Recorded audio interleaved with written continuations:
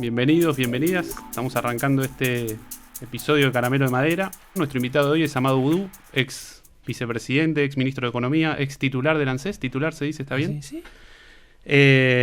Bueno, Amado es un tipo que sabe mucho de economía, pero no solamente sabe desde lo teórico, sino que es alguien que ha tenido la oportunidad de estar en los lugares de máxima responsabilidad de la gestión pública. Entonces es alguien a quien me parece que vale la pena escuchar porque, digamos, no solo podemos discutir sobre qué hay que hacer, sino cómo podemos hacerlo, si es posible hacer esto, si es posible hacer lo otro. La idea es conversar sobre cuestiones de coyuntura económica y seguramente eso nos vaya llevando por cuestiones no tan coyunturales. Y la idea era arrancar un poquito al hueso, digamos, ¿no? A ver qué te parece. A mí, si yo tuviese que pensar los tres principales problemas que tiene la economía argentina hoy, yo diría el Fondo Monetario Internacional, seguramente en primer lugar, como condicionante de toda capacidad de toma de decisión por parte del Estado, como una cuestión de soberanía, y después el problema relacionado con eso, el problema del dólar y el problema de la inflación. ¿Cómo lo ves vos? ¿Qué te parece a vos? Que es una pregunta un poco general y un poco difícil, pero ¿en qué estás pensando cuando pensás en esos temas o en otros, Amado? No, yo creo que son tres temas que están perfectamente encadenados. No me parece general la pregunta, sino que me parece que es el corazón de lo que está sucediendo en la Argentina. Primero porque el tema de la deuda, y sobre todo con un organismo multilateral como el Fondo, lejos de ser un problema económico financiero, es un problema político. Es una pérdida de soberanía, como vos señalaste, con cuestiones muy concretas. No es una pérdida de soberanía en abstracto, sino que es la pérdida de la capacidad de llevar adelante una política monetaria, una política fiscal, la política de crédito, también la política salarial, ¿no? Y bueno, ahora nos estamos enterando también que incluye esa restricción a la política exterior de la Argentina, dado el rol que Estados Unidos pretende recuperar en Sudamérica y en Argentina en particular. Entonces, el tema uno de la economía argentina yo diría que es la deuda con el Fondo Monetario, una deuda que lamentablemente nuestro gobierno consolidó e institucionalizó, porque ya es difícil decir es la deuda de Macri, aunque yo estoy convencido y es un hecho que es una deuda que tomó Macri. Dicho sea de paso, en la historia de la deuda en Argentina, y este episodio también, tiene más que ver con las necesidades de colocación de los países que tienen excedentes que con las necesidades de utilizar esos fondos para nuestros países, ¿no? Pero esto sería para otro desarrollo. La deuda se ha convertido en un problema de continuidad de las políticas del fondo sobre y contra las necesidades de la Argentina. Entonces ahí tenés el tema 1 y yo creo que es un tema sobre el cual debiera versar la campaña electoral que se avecina, ¿no? Porque en realidad lo del fondo define casi todos los temas y ahí se encadena con el segundo tema que vos proponías, que es el tema de la inflación. Vos fijate que nosotros desde principios de la discusión de este gobierno decíamos que los programas del fondo siempre son inflacionarios. Además de la cuestión política, además de la cuestión financiera, los programas del fondo históricamente han sido inflacionarios. Uno mira lo que pasó en tiempos de Martínez de Hoz, ahí está clarito, ¿no? O cómo fue lo que pasó en tiempos de Alfonsín, también con la llegada del fondo, y sobre el final del gobierno de la Rúa. Pero estaba claro que iba a ser inflacionario porque me parece que hay demasiados comentarios frívolos sobre la inflación. Desde los que dicen que la inflación es solo un fenómeno monetario, a los que dicen la inflación es multicausal para no decir nada, como pasó con el ministro Guzmán, por ejemplo. ¿Qué quiere decir que la inflación es multicausal? Bueno, yo creo que en la Argentina, y en particular en este momento, la primer causa de la inflación es la puja distributiva. Está claro que la inflación tiene que ver con la cuestión monetaria, está claro que la inflación tiene que ver con la cuestión fiscal, pero no son los principales motores y tampoco ni siquiera los mecanismos de transmisión de la inercia inflacionaria, sino que muy por el contrario está claro que la puja distributiva está en el centro de la cuestión de la inflación en la Argentina. Es algo que históricamente ha sido así y este año se ve con ferocidad eso. Y le agregaría que se le suma a la puja distributiva una temporada de caza sobre los pocos dólares que haya, ¿no? Algo que el gobierno también se tomó de una forma frívola y con poca capacidad técnica desde el comienzo. Argentina tuvo un superávit comercial durante estos años que entre 28.000 y 35.000 millones de dólares, no importa, cualquiera sea el número, muy distinta sería la situación del poder de fuego del Banco Central y de la capacidad del gobierno de llevar adelante políticas contra la inflación con esos dólares dentro del balance del Banco Central, ¿no? Y no como se rifaron, lo cual trae otro tema que es el tema de los subsidios, porque viste que subsidio es una mala palabra, salvo que sea para los sectores dominantes. Entonces han comprado alrededor de 30.000 millones de dólares subsidiados por el resto de la sociedad argentina. Bueno, ahí también hay una cuestión vinculada a la inflación. Pero todo esto, el programa del fondo le ha venido a poner un moño, en el peor de los sentidos, y vos tenés un programa que te dice, che, las tasas de interés no pueden ser negativas. Bueno, la tasa de interés positiva es un mecanismo de transmisión de la inflación. Vos tenés un programa que te dice el tipo de cambio no se puede atrasar. Bueno, ahí tenés otro mecanismo de transmisión de la inflación. En Argentina sabemos el impacto que tiene el tipo de cambio sobre los precios. Por otro lado tenés, no se pueden atrasar las tarifas. Habría que ver qué quiere decir atrasar las tarifas también, pero bueno, los precios de las tarifas hay que dolarizarlos, para decirlo de otra manera. Ahí tenés otro mecanismo de la inflación. En la anteúltima medición del INDEC, los precios de aquellos servicios regulados por el sector público fueron por encima del promedio inflacionario. Entonces ahí tenés claramente cómo el programa influye en el programa del fondo, influye en los mecanismos de transmisión de la inflación. Y si uno mira un gráfico, bueno, a partir de que Guzmán llevó a la firma lo que él dijo que era una negociación, y para mí es un mero contrato de adhesión, porque realmente no se discutió ni un solo de los puntos, ni los que eran más inverosímiles, como la sobretasa que se le cobra a la Argentina por una decisión del Fondo Monetario de prestarle más de lo que le podía prestar. Bueno, a partir de esa firma de ese contrato de adhesión, el problema de la inflación se hace más agudo, no menos agudo. Sí, ahí, bueno, tocaste varios temas. Me parece que está bueno no dejar pasar y volver sobre cosas que ocurrieron estos años, ¿no? Vos tocaste un tema, no sé si lo mencionaste así explícitamente, pero es el de las deudas privadas, ¿no? De las empresas, y quizás a mí me gustaría,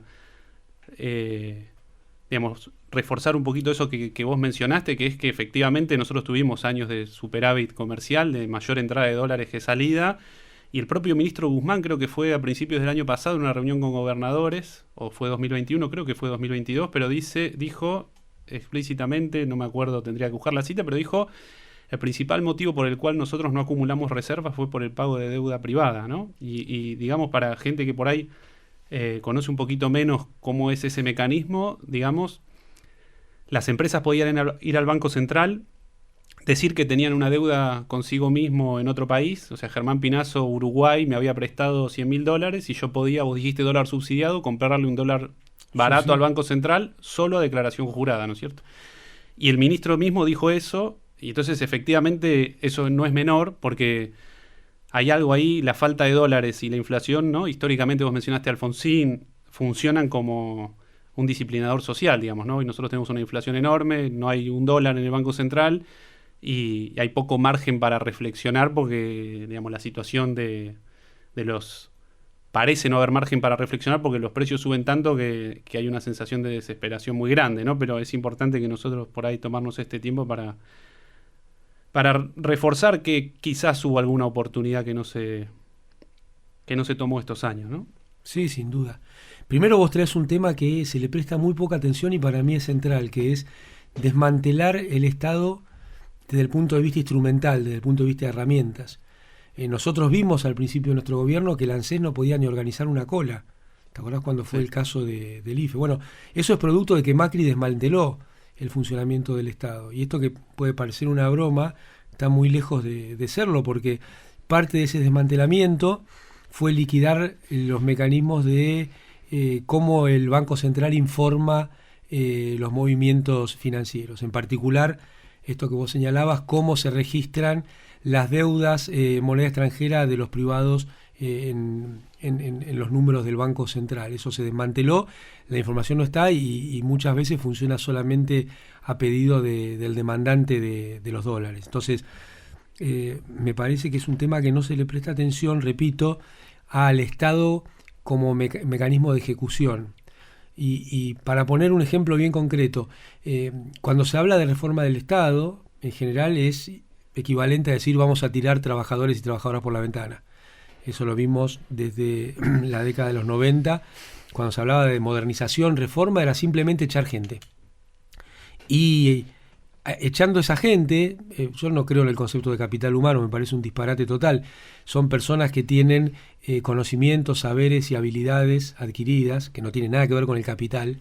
Me parece que la definición de capital humano es para que todos nos creamos que somos igual a Bill Gates, pero no tenemos nada de igual en términos económicos, financieros. Faltarían algunas rúculas a nosotros, ¿no es cierto? Totalmente. Y bueno, podríamos alguna vez también hablar sobre esta idea de falaz del capital humano y el efecto pernicioso que tiene en el supuesto sentido común. Pero, por ejemplo, nosotros hicimos una reforma del Estado muy profunda, que vos la mencionaste, que fue la recuperación del sistema jubilatorio, sin despedir una sola persona. Todas las personas que trabajaban en el sistema de las FJP tuvieron la opción de ingresar al sector público o a algún organismo afín con sus conocimientos y saberes, ya sea en el propio ANSES, en la AFIP, en el PAMI, prestando atención a dónde vivían, prestando atención a cada situación individual. Fueron alrededor de 12.000 personas las que trabajaban en ese momento. O sea, el Estado pudo ocuparse de eso y hicimos una reforma del Estado en el sentido contrario al que se llama comúnmente las reformas del Estado. Bueno, hubo una oportunidad. Ahora, nosotros nos encontramos como, ¿no? Ahora en una situación de estrangulamiento total de las reservas brutas del Banco Central, están más bajas que en los años, que en los 2010, con una economía mucho más grande, con importaciones mucho más grandes, las reservas netas también, las líquidas, no hay un dólar, digamos, y una inflación, vos decís, yo anoté acá alguna cosa, puja distributiva e inercia, ¿no? Uh-huh. Digamos, más allá de los shocks externos que producen el aumento de precios y que eso genera aumento de precios, hay un problema de inercia, que es que cuando la inflación es tan alta, mayor al 50%, 100%, cada uno que tiene que fijar un contrato futuro o que poner un precio a la mercadería en una góndola, tiene que pensar a cuánto lo va a reponer y uno no sabe bien a cuánto lo va a reponer y hay un fenómeno ahí inercial de traslado de esa inflación enorme a futuro.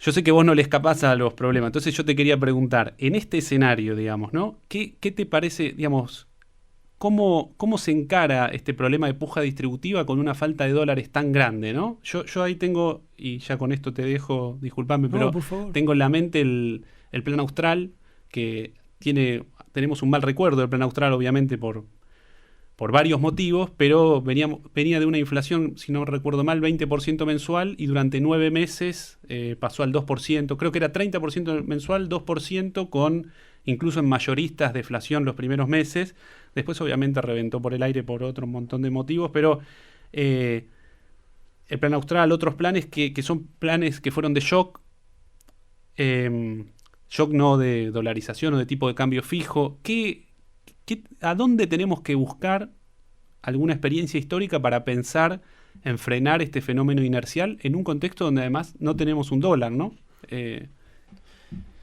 Mira, tocaste varios temas que para mí son muy, muy importantes. El primero es las oportunidades. Siempre los tiempos son difíciles para un gobierno nacional y popular. No hay tiempos fáciles. A mí me fastidiaba un poco personas como Culfas, por ejemplo, ministro, cuando decía, bueno, el tiempo que les tocó a Cristina era un tiempo fácil y a nosotros nos toca un tiempo muy difícil. Me parece que es muy injusto con la expresidenta, y me parece que es muy injusto con la historia y con el pueblo argentino, porque Cristina fue una persona que su proscripción empezó antes de asumir. La proscripción es una cuestión, creo yo, más conceptual que de motes jurídicos, ¿no? Y enfrentó una un intento de terminar con su gobierno, un intento de golpe muy, muy violento, al mismo tiempo que había una crisis institucional que hasta la pandemia había sido la más grande, ¿no? Una crisis internacional financiera que fue realmente devastadora. Muchos decían que después del 30 era la más fuerte. Entonces, yo creo que el gobierno, con otro enfoque, tenía el mejor escenario para tomar decisiones profundas. Uno podría decir, no, el escenario era muy difícil, y yo te diría, en escenarios difíciles es cuando hay que tomar, o cuando se da un marco para tomar decisiones más de fondo, ¿no? Entonces, este tema no lo quería dejar pasar porque vos lo señalaste, y para mí es muy importante este famoso asunto de la correlación de fuerzas. Yo creo que la correlación de fuerzas debe ser evaluado como un fenómeno dinámico y además endógeno, en el sentido de que se va modificando con las acciones que uno mismo toma. Si uno mira la correlación de fuerzas como una foto, bueno, se convierte en un conservador. Entonces ahí hay una cuestión también política que me parece muy importante. Es difícil pensar la economía por fuera de la política. Pensar la economía por fuera de la política es ser un agente del sistema. Entonces, me parecía bueno empezar por ese costado de la pregunta. Y respecto al otro, cuando uno mira estas experiencias históricas, muy a tono con el neoliberalismo, siempre se ha intentado resolverlo de lo financiero a lo real. Y me parece que ahí hay un enfoque que es problemático, ¿no? Tanto el plan austral como el plan primavera, como la convertibilidad. Creo que eso fueron las experiencias más importantes, más fuertes. Está pensado de lo financiero a lo real.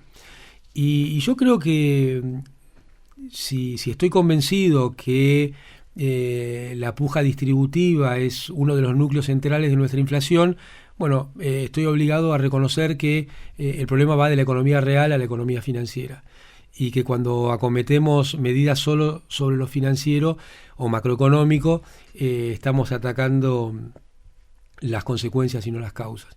Y me parece que en el centro del problema distributivo y en la dinámica distributiva está la concentración económica, ¿no?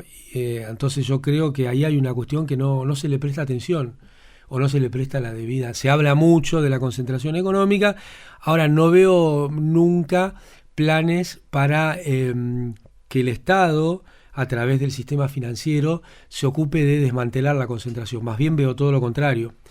Nosotros hicimos alguna experiencia muy pequeña, muy incipiente, con los préstamos del Bicentenario en su momento, que creo que fue una muy buena experiencia y donde no quedó ni una deuda sin pagar. Entonces, me atrevo a pensar que parte del problema de la concentración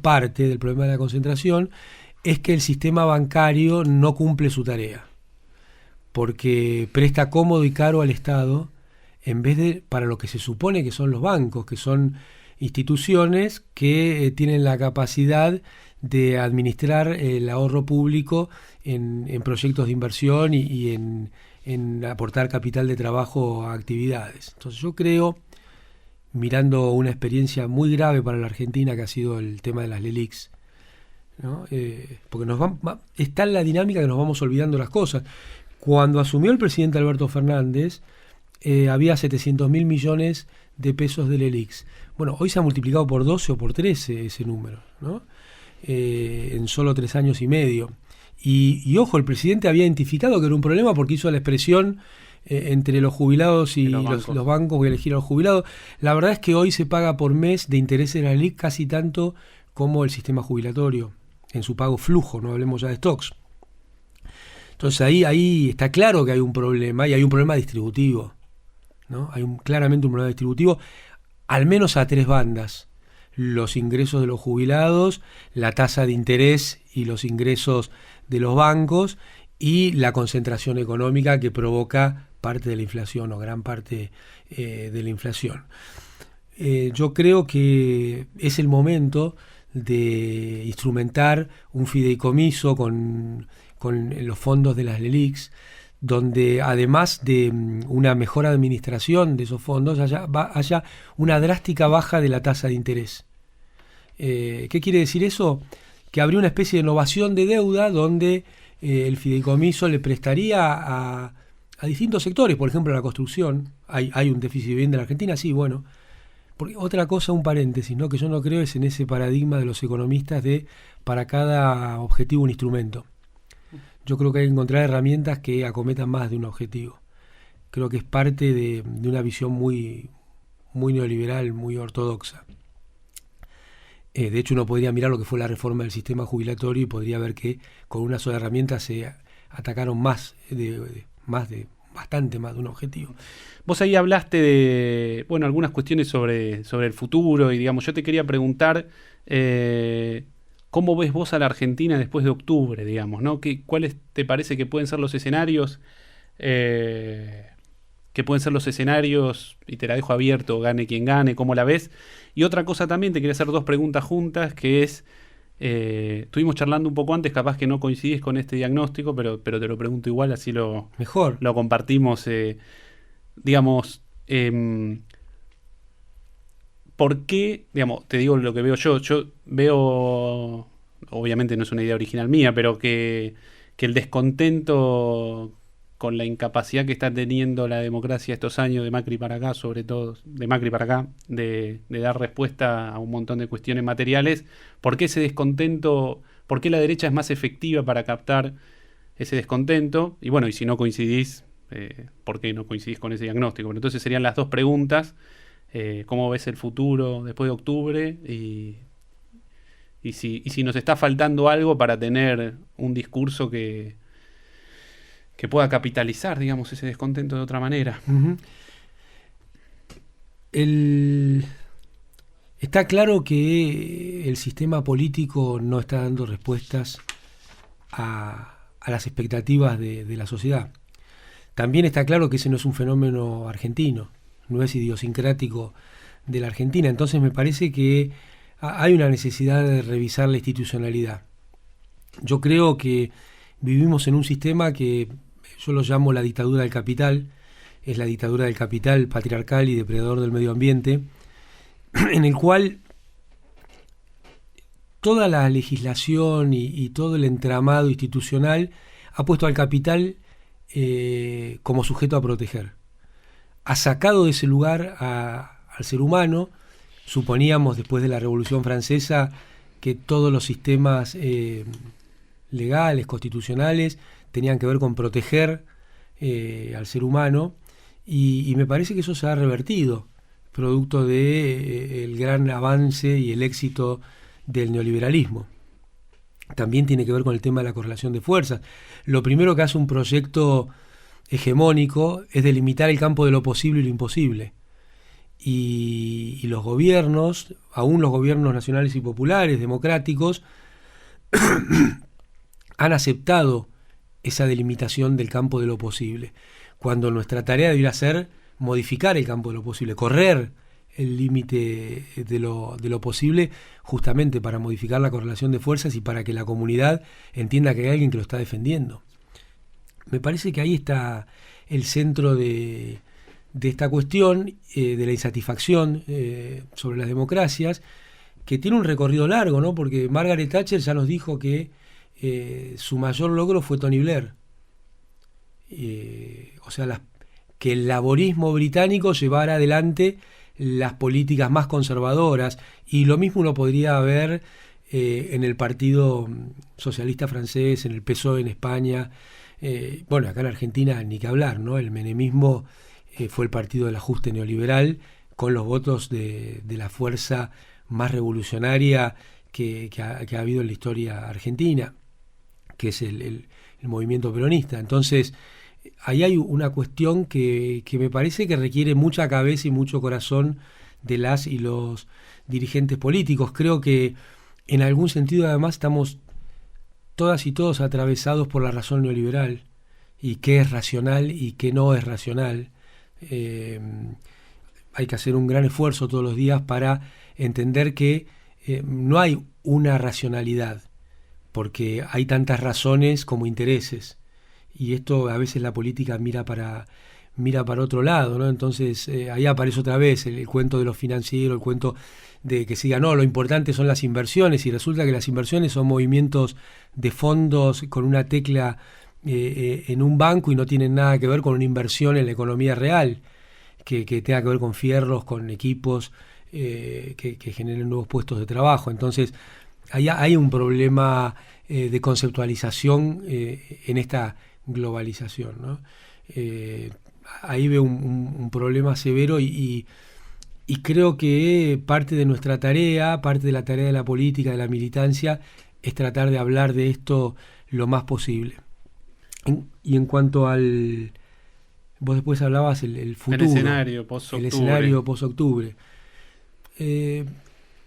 Yo creo que en la circunstancia, viste que se habla todo el tiempo China, Rusia, China, también se habla con bastante frivolidad, porque yo creo que todos los problemas de la Argentina no se resuelven con China.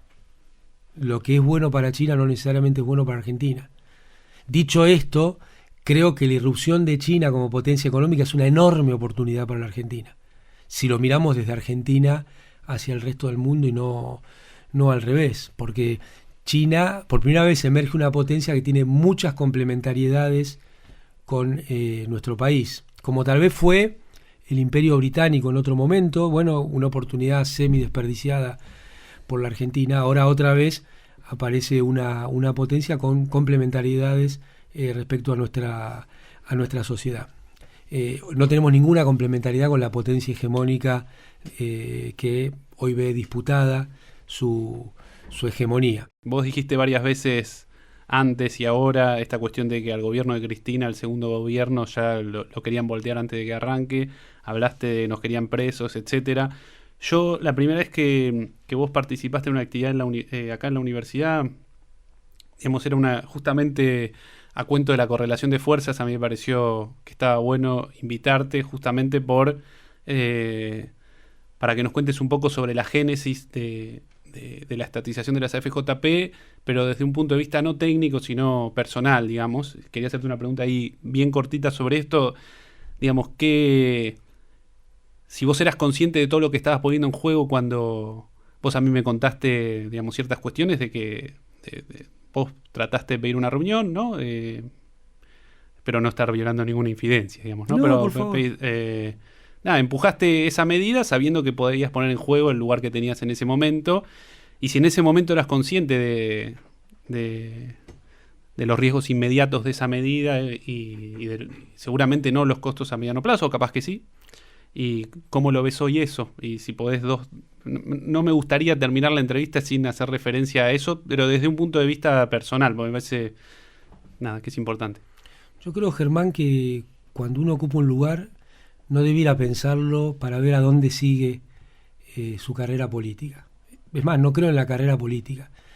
Yo creo que primero uno tiene que ir a lugares donde tiene alguna idea al menos de para qué va, desde el punto de vista de sus incumbencias personales, intereses o profesionales.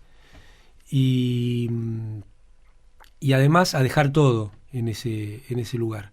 Cuando uno piensa que ocupa un lugar para ir hacia otro, creo que le está haciendo poco honor al lugar que está ocupando, ¿no? Y a lo que representa en términos de millones de personas que depositan un voto o ponen confianza en lo que la política puede hacer. Y este es un caso concreto. Yo era un trabajador de ANSES desde el año 99 y conozco en profundidad el funcionamiento del sistema jubilatorio argentino.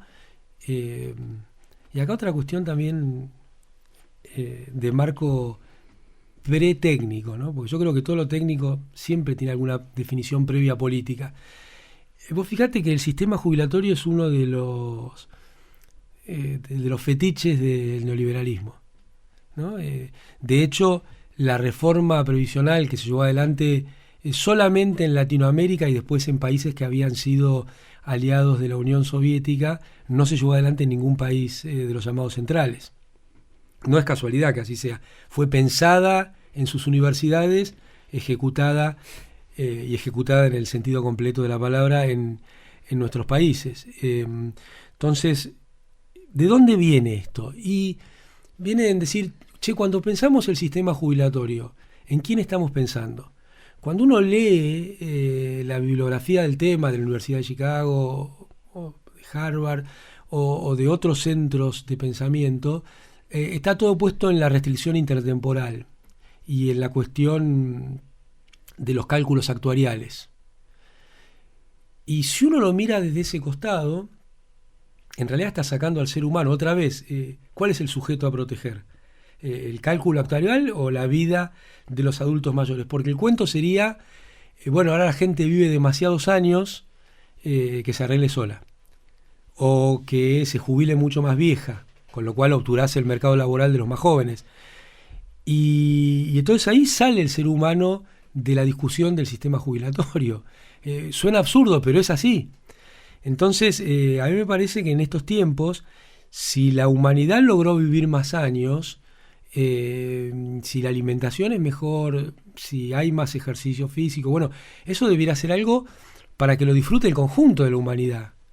No cada vez genere una peor distribución del ingreso. Y la salida obvia de esto es que haya más impuestos.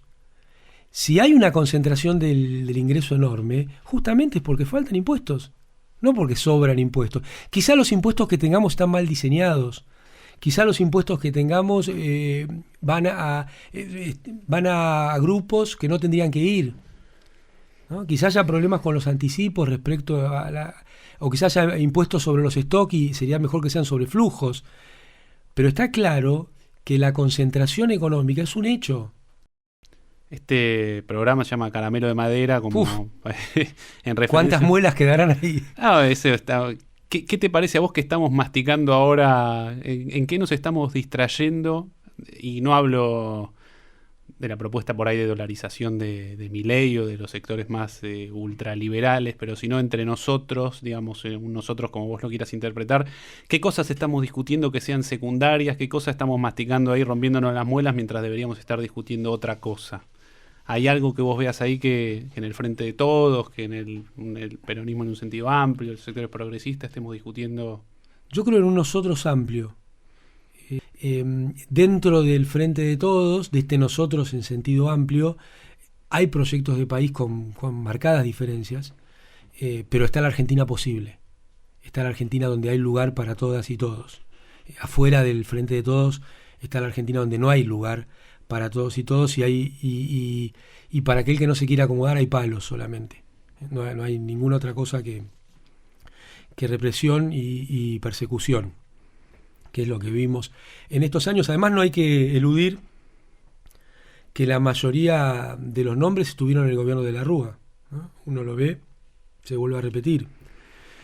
Entonces ahí hay una cuestión que no es menor, y creo que nos estamos distrayendo en no consolidar un programa para hablarle al conjunto de la sociedad, para hablar al pueblo y a la sociedad argentina. Creo que esa es una distracción muy, muy nociva, muy tóxica, porque si nosotros logramos elaborar un programa que permita ganar la próxima elección, no solo la Argentina va a volver a tener un lugar en el mundo y va a volver a tener un lugar para cada uno y cada uno de los argentinos, sino que además le va a dar un sentido a este gobierno. Yo creo que está mal pensar que este gobierno no tuvo sentido, más allá del primer sentido, que es que la democracia se sacó a Macri de encima muy rápido y para siempre, porque fíjate que Macri no puede ser ni siquiera candidato, sino un sentido en una suerte de camino que se va pavimentando hacia las necesidades de las y los argentinos. Entonces yo creo que la concentración debiera estar puesta en generar un programa y en cómo comunicar ese programa al conjunto de la comunidad. A mí me parece muy interesante cuando en el campo de estudio sobre el desarrollo se analiza la Argentina como problemática, los vaivenes, el PBI per cápita que se perdió, que no se analiza un tema que es clave, que es que, y ahí sí, particularidades de Argentina, la fertilidad, el tamaño casi continental, el octavo país del mundo, y cuando nosotros vemos comparamos Argentina con países desarrollados o no desarrollados y de reciente industrialización, digo, a mí siempre me llamó la atención, si uno ve el censo agropecuario a principios del siglo XX, Argentina tiene el 80% de las tierras en propiedades de más de 1.000 hectáreas, y si uno ve Estados Unidos, el tamaño promedio es de 60 hectáreas y el tamaño normal es de 200, digamos, ¿no? Entonces, Argentina no inventó nada, ¿no? Pero es una sociedad estructurada en torno a una desigualdad muy grande, Claro. y que los países que se han desarrollado han resuelto esa desigualdad. Estados Unidos, cuando interviene en Japón, hace una reforma agraria y expropia el 80% de los terratenientes. Es Estados Unidos el que hace la reforma agraria en Corea del Sur. Y eso como que nosotros cuando queremos copiar a los países desarrollados o exitosos, entre comillas, de industrialización tardía, no mencionamos cierta particularidad de nuestro conflicto de esta estructuración tan desigual, y nadie mismo, no sé, se habla del modelo uruguayo, y Uruguay es desde antes del siglo XIX, digamos, el país de mejor distribución de la propiedad de la tierra, y tiene un pacto distinto político con rol del Estado, digamos. Entonces, yo lo quería, no para pensarlo en una cuestión despectiva hacia nosotros, sino que efectivamente, la pregunta apuntaba, capaz que tengo que mejorar la pregunta, pero No, está clarísimo. a cierta cuestión de una sociedad estructurada muy desigualmente, que ha tenido algunos intentos de proyectos alternativos, obviamente con el peronismo y la nacionalización del comercio exterior, pero uno dice nacionalizar el comercio exterior, y prácticamente si yo digo nacionalizar el comercio exterior soy Lenin, y bueno, Japón nacionalizó el comercio exterior, Corea del Sur nacionalizó el comercio exterior, y digamos, son el camino la literatura lo que muestra es que en sociedades desiguales esa desigualdad tiene que ser intervenida de alguna manera para alcanzar, entre comillas, el desarrollo. Y eso que es una cita despectiva, en realidad lo que debería es echar luz sobre algo que hay que hacer, que nosotros deberíamos tratar de hacer. Este tema, un poco, bueno, ha sido muy tratado, pero ocultado a la vez, ¿no? Y está en la literatura también de Argentina, en historiadores como Rapoport, Claro, efectivamente. Historiador económico, o también otros autores. Pero en particular, Günter Frank lo tiene muy, muy clarito con el tema de las lumpenburguesías, es decir, las burguesías locales desclasadas, que tienen sus intereses más ligados a los intereses de las potencias con las cuales tratan, que con la necesidad de su propio país. Y yo creo que estamos en un periodo que quizá existe hace mucho, pero ahora se ve muy, muy vivido, que tenemos también una lumpendirigencia.